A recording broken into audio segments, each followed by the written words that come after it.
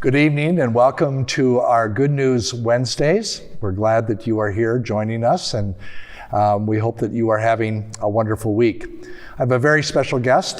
He and his wife, Herb Palmer, and his wife, Kathy, have joined the congregation recently, and it's been such a great gift to have them here, along with their son and new daughter-in-law, Steve and Amanda. So it's just great to have you here, Herb, and thank you for joining us tonight. And Herb is a person I've known for a number of years, but we haven't known each other well. We've just been kind of past each other over the years. But since you've come here, it's been great to see you and visit and share life together. But why don't you just tell us a little bit, Herb, about your own kind of journey, kind of how you ended up here, and give us a little bit background on you.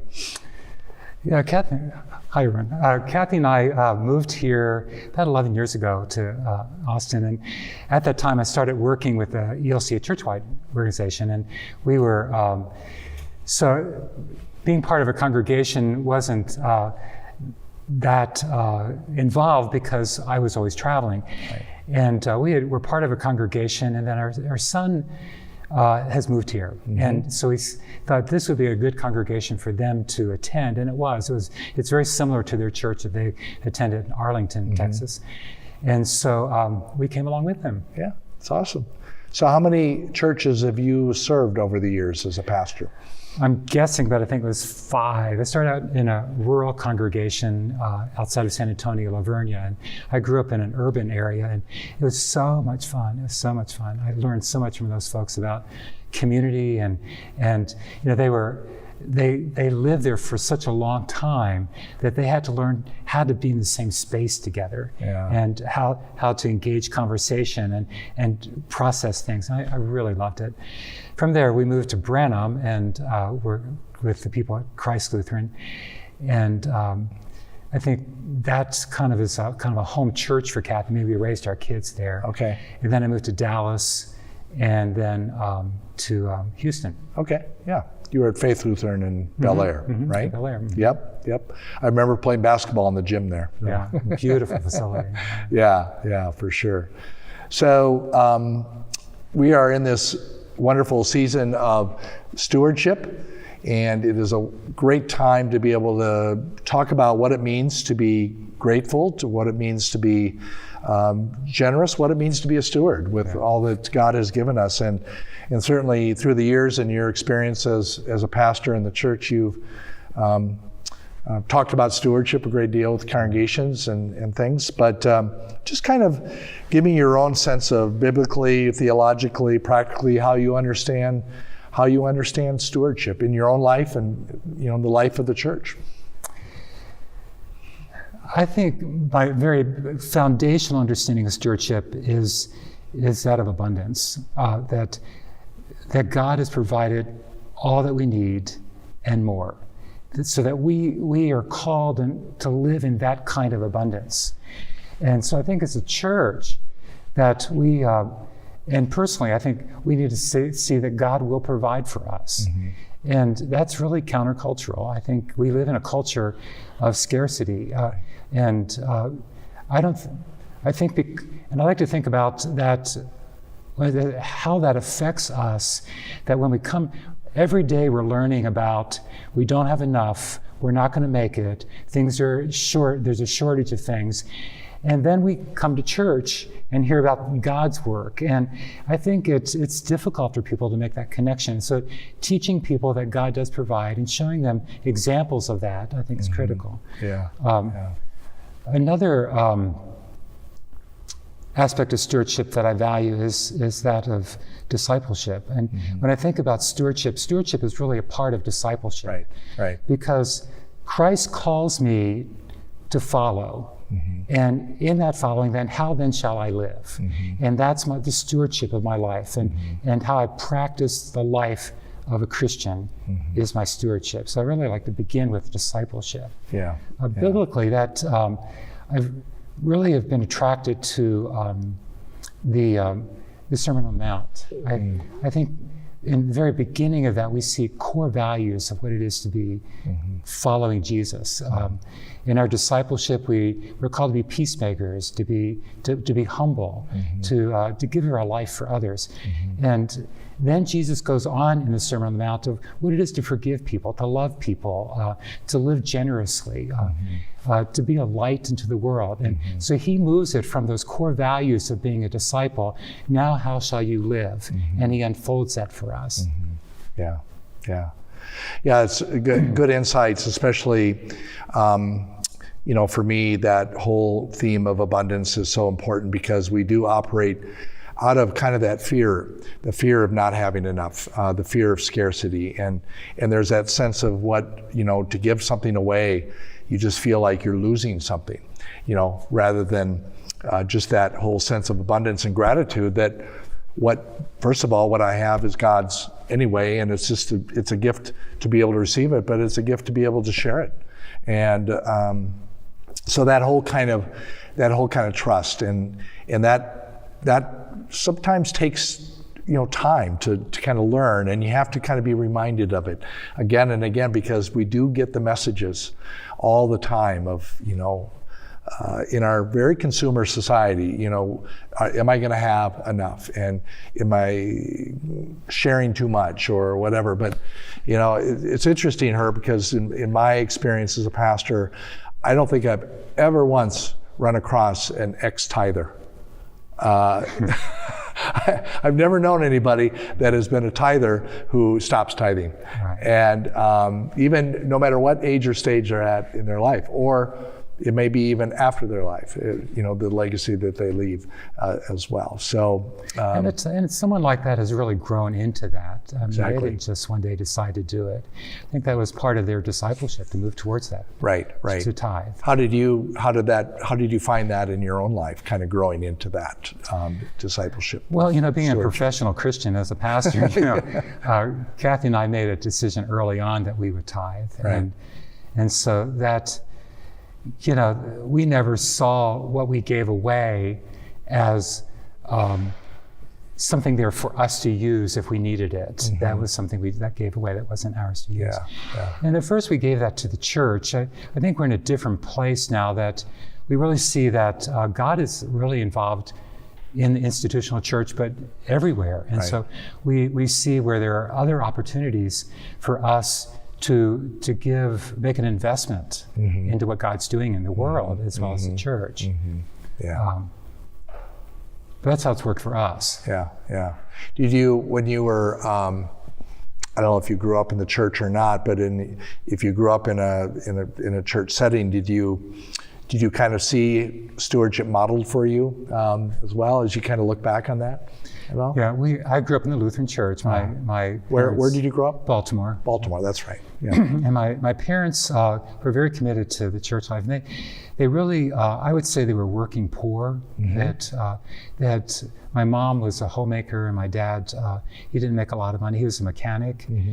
And they had 5 kids, and they tried to do the best they could to raise their kids and provide a home for us. But they gave weekly, and they modeled that. I mean, every week I saw my mom write a check to the church, and it wasn't ever something she compromised, and they gave that.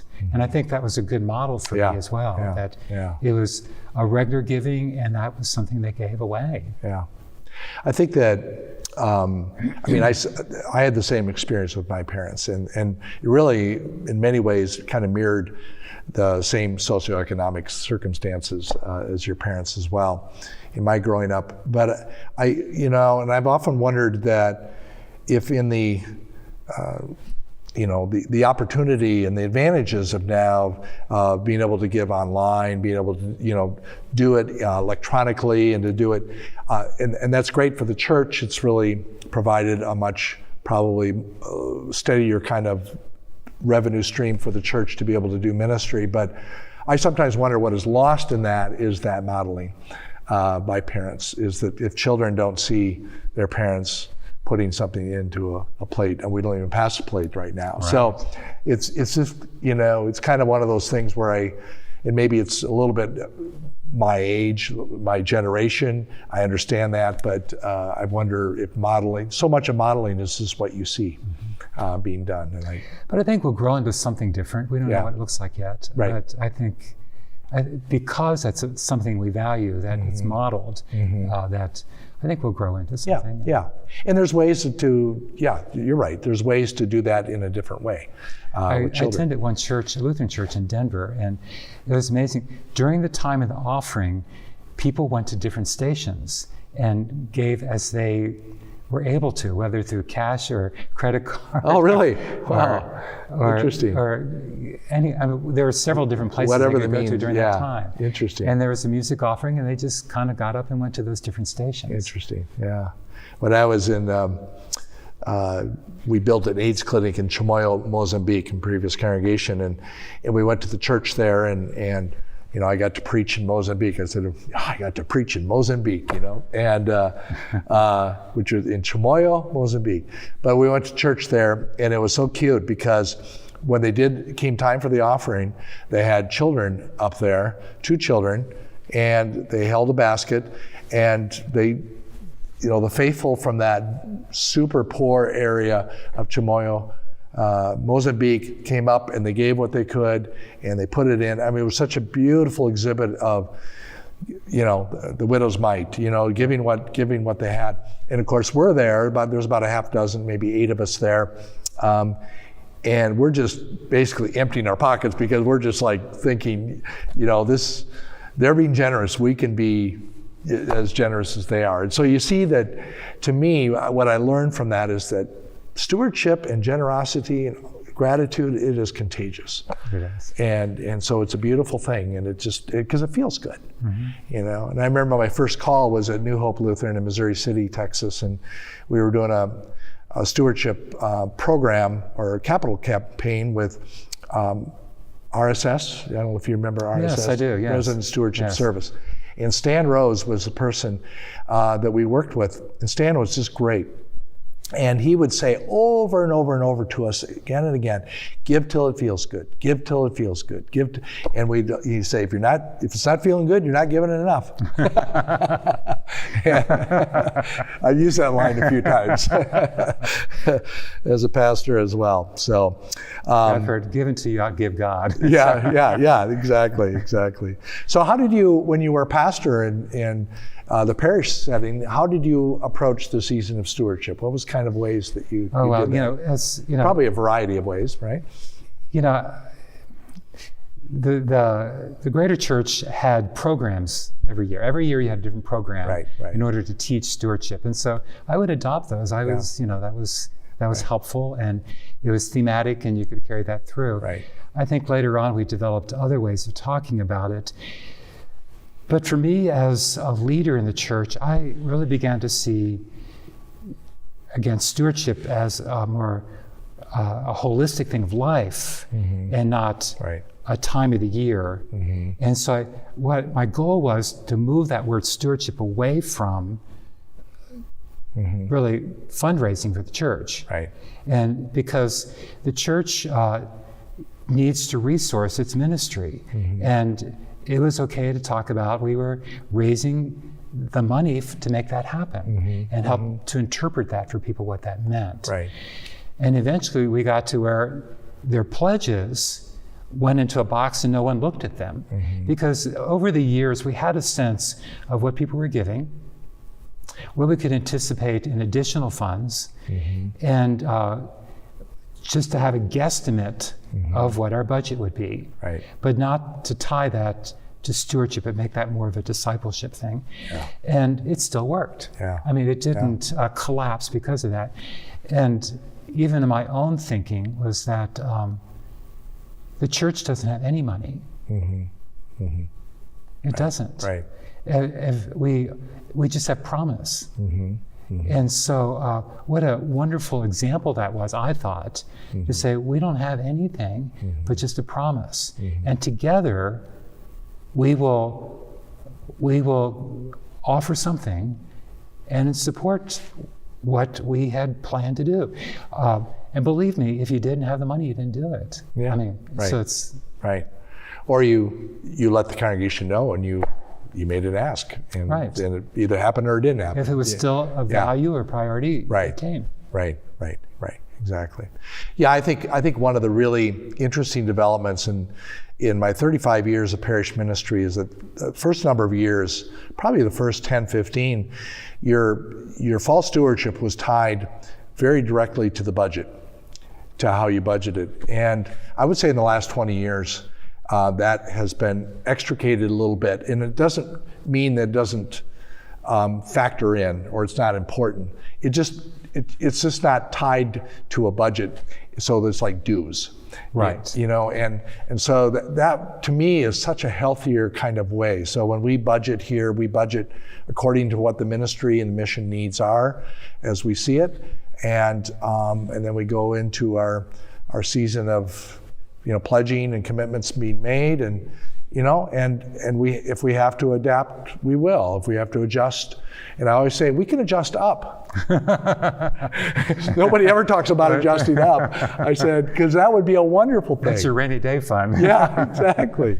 Wouldn't that be wonderful? And we have, and this congregation has been really noted for that. In that, I think that the sort of a healthy pride that this congregation should have at Shepherd of the Hills is that 23% of whatever we receive goes out. Mm-hmm. And to me, I've never served in a place that just did that as consistently. Maybe it was a one-off that we did it, but on a consistent basis, that's been really true. So it's really been in the DNA of the congregation. When Pastor Steve came to start this church, I think he built that right in the DNA of the church from the very beginning. It's a great value. It is a great value. Yeah, for sure. So, so now that you and Kathy are a part of this faith community, which we are grateful for, in this way, what are your hopes and dreams for Shepherd of the Hills as we look forward to the future? It's a good question to consider, because I had not really considered that, but I had a couple things I wanted to talk about. It was just one was to be a community in the gospel. I think that's a hope, and it is. But that the congregation continues to see itself as a connection of people with a purpose, and that's the gospel. And the other was that that we are stewards of the gospel. There is an important aspect of the church for the community.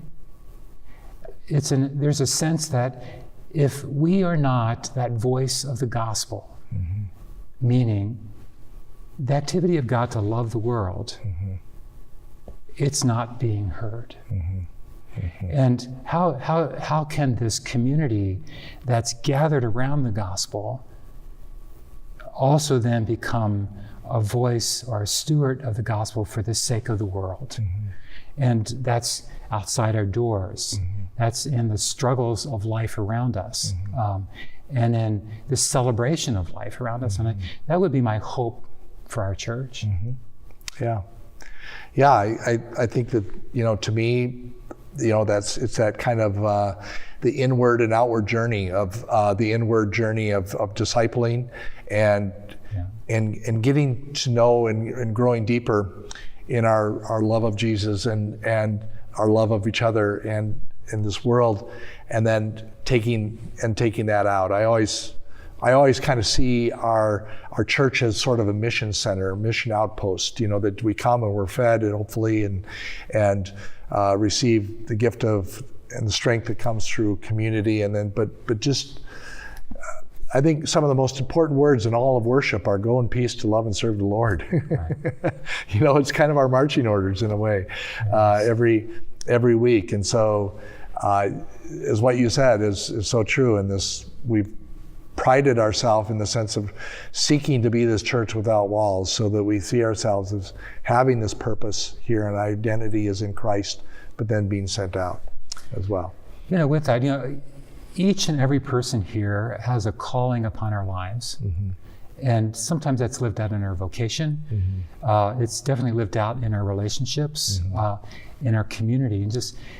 And so if we think about sending out hundreds of people in the vocation that they do, and you talk about go in peace and serve the Lord, Right. what a great marching order in a sense for all of us to just go out into the world and in our vocation be a steward of the gospel. Yeah. And that comes with teaching and preaching and how to invite us into that. What have you noticed as being, it's just interesting to get a perspective. This wasn't in the questions, but what have you kind of noticed in your short time here about the congregation? What are some of your observations as you've kind of experienced Shepherd of the Hills in the last year? The best word is connection. There's people are connected. You see when someone walks, I pretty much have been in during worship, and so when you see someone walk into worship, someone is connecting with them, and we're new and they connect with us.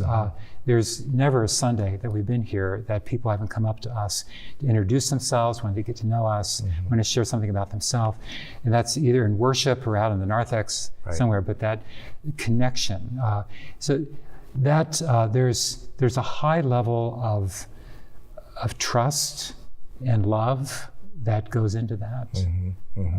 Yeah. And I think that is just going to continue to be such an important effort, intentional effort on our part, because of obviously with coming out of COVID, or hoping to come out of COVID, but to help people just feel comfortable to reconnect again with one another, and because I feel like that, that's a potential loss if we don't attend to that as well. Because the potential for that is that it is to build one another up. I mean, it's that is saying, how are things with you? And with people connecting that way, I think there's a trust to share that. Just whether they have something to celebrate, or there's a crisis in their family, or just whatever, that there's that environment for that. Right. I work with a group of students at the seminary, and one of them talked about going rollerblading last week, and who'd fall down and get back up, and then see some people really good at this, and he wasn't so good, but he went with a group, and he talked about it in terms of kind of a metaphor of the church, where that people fall down, other people are saying, are you okay? And can I help you up? Or is there any way that I can help you? Or to be excited for other people as they're doing well. But that is a good metaphor for the church, because there are very few communities that we're part of that people take that kind of personal interest in how things are with us. Right. I long for the day when people just will say, how is your walk with Jesus? Yeah. Right. How are things in your faith life? Yeah. And how can I pray for you? Yes. Yeah. I had somebody come visit the church once, previous church I was serving, and he came up to me afterwards, we're having a conversation. He said, Pastor, how can I pray for you this week? I was so taken back by that. I mean, it was fantastic, but it never has it been asked of me before, and I just kind of stumbled. I said, well, I don't know. Let me think about that, but it was great. And when you were talking about the rollerblading, I was thinking about that great quote of Rabbi Hillel, which says, I fall down, I get up, I fall down, I get up, I fall down, I get up. Meanwhile, I keep dancing. I love that. That's great. Yeah, I mean, that's a beautiful, beautiful saying that just is saying, hang in there. Hang in there. Yeah, and other people will keep helping to hang in there. So, well, thank you, Herb, so much for the conversation, for our Good News Wednesdays. We're so grateful that you said yes to having this conversation, and grateful for the ministry that you have been a part of all these years, and the partnership and ministry that we share here. And I look forward to our future journey and what that looks like. Likewise. Thank you so much. Yeah, thank you. Take care, and God. Thank you once again for joining us tonight for our Good News Wednesdays. And we will be taking a little bit of a break, and we're going to be looking to do some Wednesday Advent opportunities that are actually going to be in person. And we're going to be doing some kind of learning aspect of that. We're going to encourage people, just bring your own supper, stop and get some fast food or good food or whatever the case may be, and come by, and you'll hear more about that. But that'll be starting in early December. But we're going to take a couple-week break, and then we'll be doing that on Wednesdays, and then we'll come back and continue our Good News Wednesdays probably in January. So thank you so much. Take care and have a good night.